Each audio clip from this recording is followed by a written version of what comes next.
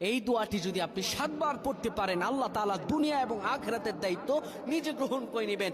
আপনার সকল পেরেশানি দূর হয়ে যাবে। বুকে হাত রেখে বলি, আল্লাহর কসম এই দোয়া আমি ছেড়ে দিই না। তোমরা এই দোয়াটা শোনার পরে সাথে সাথে শেয়ার করে দিবা। আমল না করেও সওয়াব পাবা, তোমার একটি শেয়ারে আমল না করেও সওয়াব পাবা।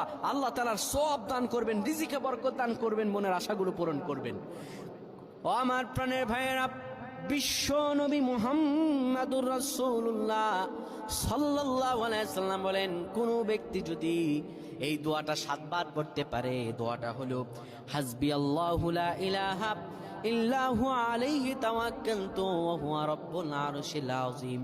কোন ব্যক্তি যদি এই দোয়াটা পড়তে পারে খালেস অন্তরে সকালে 7 বার আর মাগরিবের পরে 7 বার পড়তে পারে, আমার আল্লাহ রাব্বুল আলামিন বড় বিপদ থেকে তারে বাঁচিয়ে দিবেন।